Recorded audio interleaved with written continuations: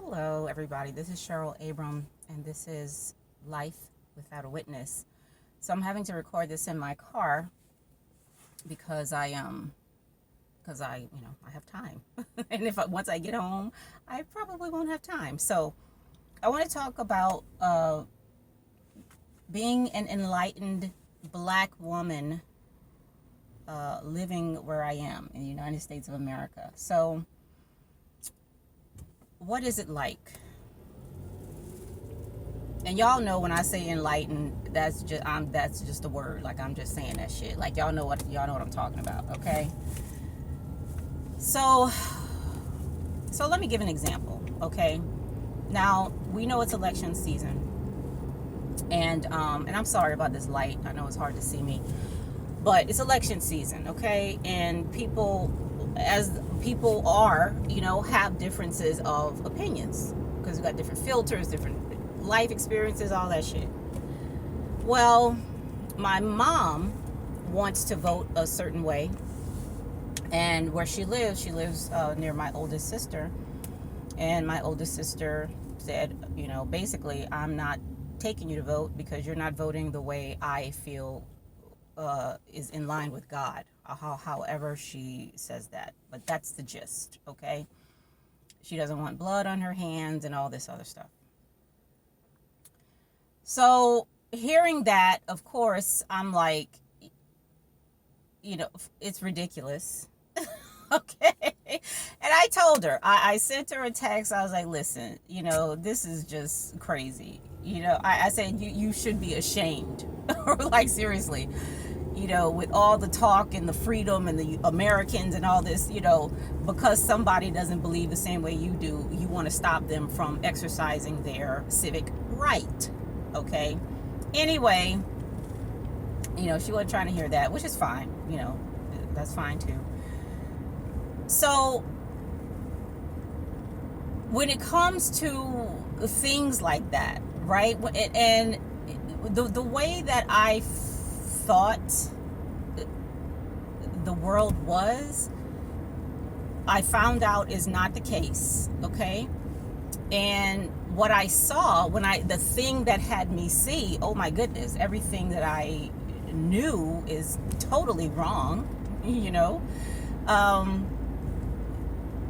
when I saw that, it included me, okay, as a Black woman with certain beliefs, and like all that shit is a whole story, okay, which is fine. Now that I'm back here, and y'all know what I'm talking about, okay? It's hard to explain.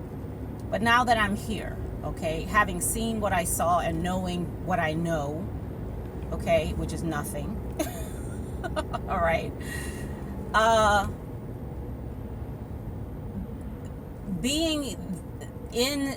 having this perspective as a supposed Black woman is, it's different, because before, that's what I was, okay? And I have all the evidence in the world to tell me that that's what I am, until I got more evidence, all right, that tells me, well, now that's not the whole story, okay? There's more to it than that. So while I still get bothered by various things, like this voting dilemma, I definitely don't take it as seriously as I would have before, okay? I'm beginning to do a lot of talks about diversity and equity. I'm just going to stop using inclusion because I can't stand that word, okay? I think it's ridiculous. Diversity and equity, all right?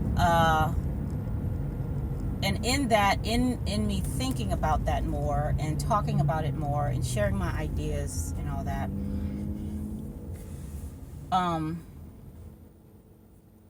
I have more room. I have more room to think about what that means. For example, I I wrote an article that I published last night on LinkedIn called Make More Value, Not Money. Or Create More Value, Don't Make More Money. Something like that. And in it, I talked about happiness. Okay, I said the first thing, I gave 3 steps.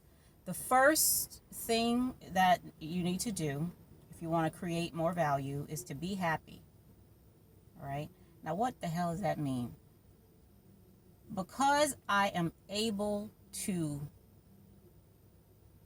choose a different way of seeing and interpreting, I see that happiness is simply not dotting every I or crossing every T. It's leaving room for something else to happen. Okay, that's, and I said happen, right? So I love words. Y'all know I love words. I went to the etymology of happy, and I saw, like happenstance and stuff like that. So the original meaning is chance. The original meaning is luck, okay? Not smiling and fuzzy, warm feelings and all that, right? That's not the original meaning of that stuff. So I tend to go back to the original, okay? So that's the way I see it. When you're happy, you're open. When you're happy, you're spacious. All right? When you're happy, you're willing to allow. You're willing. So that's what it is. For me, a black woman in the non-dual space, okay, I'm here and I'm happy.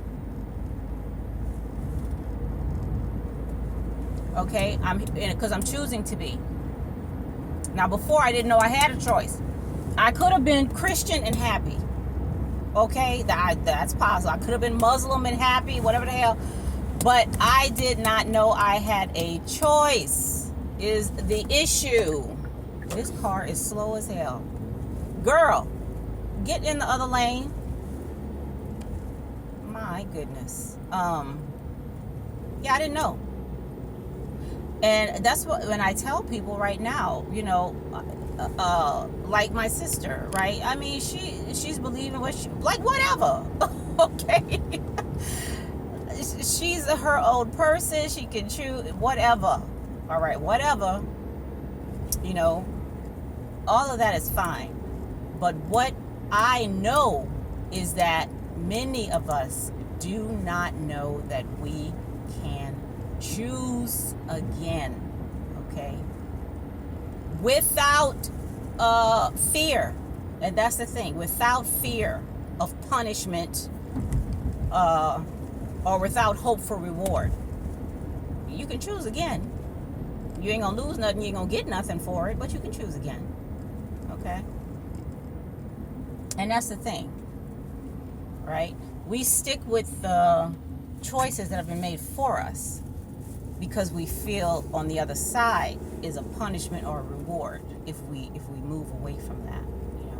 I had the most enlightening conversation with my 11-year-old the other night about school. He is so intelligent. I mean, and he is, but he does not. He hates school. He hates it. He doesn't like it at all. So I really wanted to know why. So I asked him. We had a conversation. I was like, hey, if school was not compulsory, because we know in the United States you have to go to school. Okay, you just got to, or there's going to be consequences. Thou shalt learn. Thou shalt be educated. Okay, in the U.S. Educated. Okay, because there's a difference between education and learning. So I asked him. I said, if that was not a rule, okay, if you didn't have to do that, would you go? He's like, no, I would not. Because it's boring, he says, and because the teachers are old-fashioned. Like he told me one teacher was telling him how you're not going to have a calculator all the time. You got to do this stuff. And he was like, everybody went to Google and found the answer. So he said it's not useful. It's not helpful. He said he will listen in the first few minutes of class, space out, think about something else, do something else, and when the test comes along, he takes it and he aces it. And he does. He absolutely does. I think he definitely belongs in a higher grade. So that's one of the things than he's in right now, an advanced grade. But that was a really enlightening talk, right? And it helped me to do a lot of the things that I'm doing here. But I liked having that conversation with him, because another thing that I'm noticing is that we place children, like, we're told what a child is. We know what a child is, what a child is capable of, right? That shit ain't true. They're capable of so much more. I am learning so much from my 10 and 11-year-old. It's not even funny. All right, I'm home now. I got to take the groceries out. So, for the most part, being black in the non-dual space is what it is. All right. There are some issues that I intend to bring up, because I can. All right. About equity and having your voice heard. I don't care what you learned in diversity class, or what your black neighbor told you, or whatever your white neighbor told you. True equity is being heard, acknowledged. Do you hear what I'm saying? I don't mean hearing me because you have ears and whatever is near you, you just happen to hear. No, no, no. I mean actually listening, okay? And valuing what somebody says. That's equity. Now, whether you use it or not is a different thing. But you at least hear and appreciate it, right? And know that it's there, in case you want to use it for something, all right?